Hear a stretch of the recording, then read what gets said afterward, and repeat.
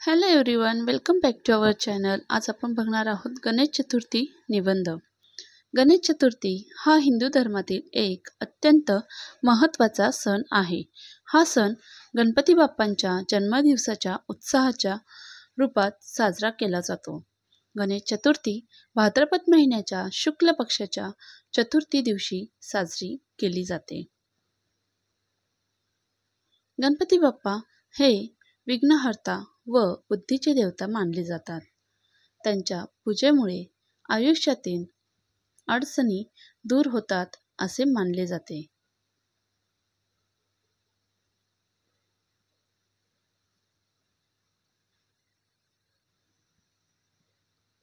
गणेश चतुर्थी हा हिंदू धर्मातील एक प्रमुख व लोकप्रिय सण आहे. हा सण भाद्रपद महिन्याच्या शुक्ल पक्षातील चतुर्थीला साजरा केला जातो. गणपती बाप्पा हे विघ्नहर्ता व मंगलमूर्ती म्हणून ओळखले जातात. गणेश चतुर्थीच्या दिवशी घराघरात व सार्वजनिक मंडपात गणेशाची मूर्ती आणली जाते. मोदक हा गणपती बाप्पांचा आवडता नैवेद्य आहे.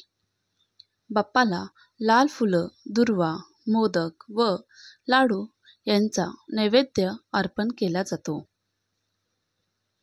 गणपती बाप्पाचे आगमन ढोल ताशांच्या गजरात व गणपती बाप्पा मोरया च्या जयघोषात केले जाते.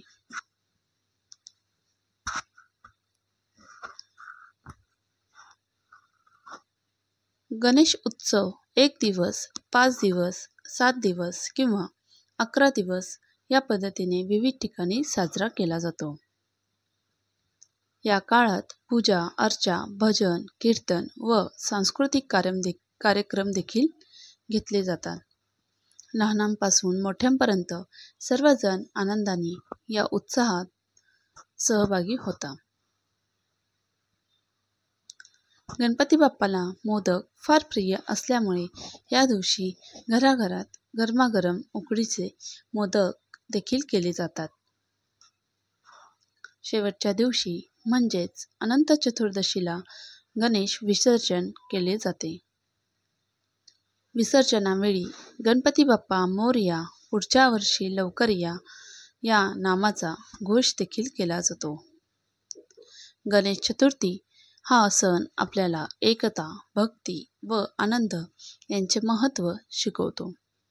हा सण सर्वांना जवळ आणतो व समाजात बंधुभाव निर्माण करतो. लोकमान्य टिळकांनी स्वातंत्र्य चळवळीत एकोपा निर्माण करण्यासाठी सार्वजनिक गणेश उत्सवाची सुरुवात केली.